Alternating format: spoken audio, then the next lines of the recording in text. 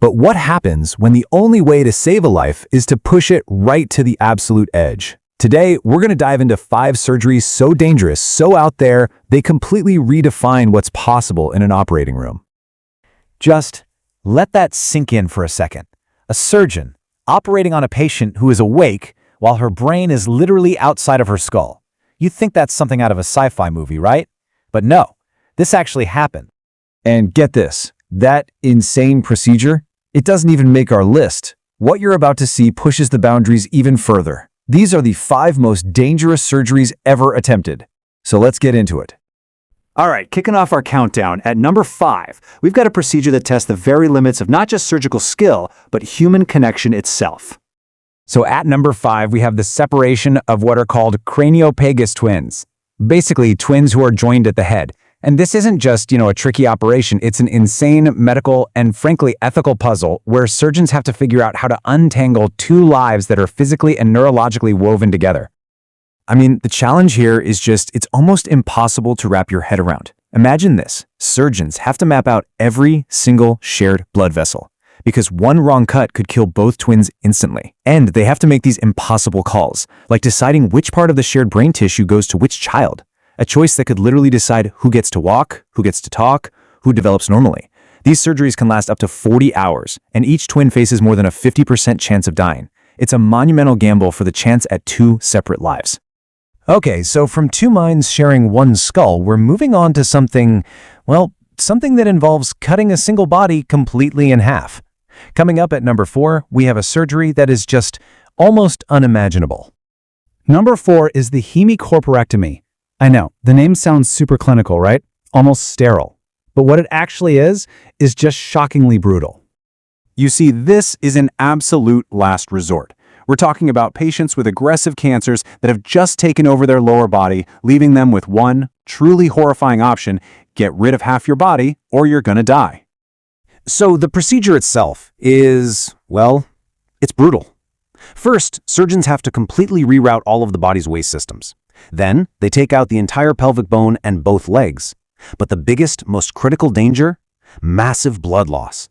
I mean, your body has about 5 liters of blood, and during this surgery, patients can lose pretty much all of it, needing constant transfusions just to keep them alive on the table.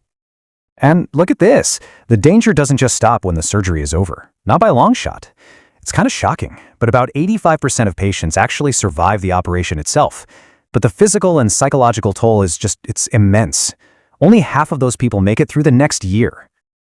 And nothing brings home the reality of this more than this quote from a survivor named Jane.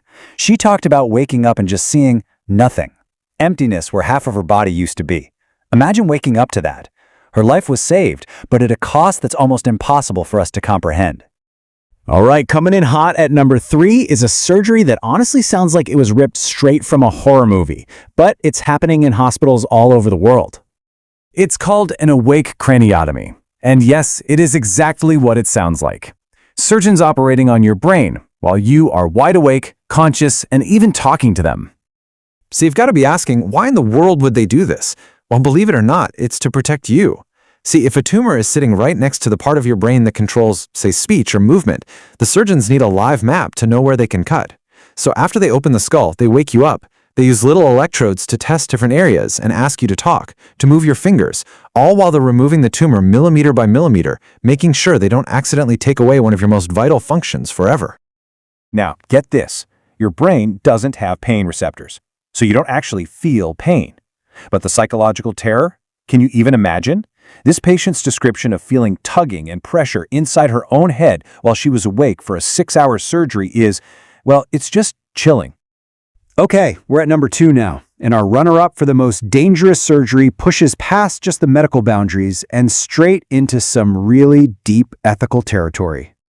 We're talking about a total face transplant. And let's be clear, this is not plastic surgery. This is taking the entire face. We're talking skin, muscles, nose, lips, the whole thing, from someone who has passed away and attaching it to a living person. So the dangers here are really a 1-2 punch. First, you've got the surgery itself, which is a marathon, lasting up to 36 hours, with a huge risk from the anesthesia alone. But the real fight, that starts after the surgery. Your body's immune system is smart, and it's going to be constantly trying to attack this new face, seeing it as a foreign invader. To stop that, patients have to take powerful drugs for the rest of their lives, which leaves them totally vulnerable to infections. And this is where the ethics get so complex. For this to even happen, a family has to be in the middle of their worst nightmare, grieving the loss of a loved one, and agree to donate their face so that a complete stranger can have a shot at a normal life. The reality is just so stark. You are literally wearing a dead person's face. All right, we've made it. Number 1. The single most dangerous, most mind-bending surgery ever conceived by humankind.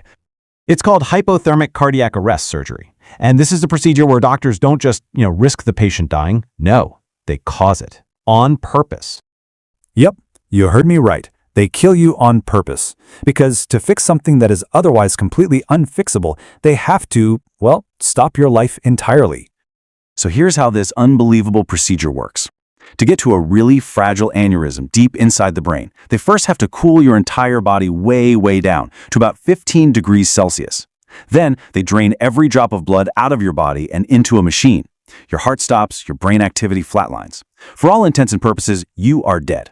This gives the surgeon a tiny window, maybe 45 to 60 minutes, to do the impossible repair before permanent brain damage starts to set in. Then they pump your blood back in, warm you up, and restart your heart, just hoping you wake up the same person who went to sleep. So from separating brains to literally causing a patient's death to save them, this is the absolute edge of what medicine can do.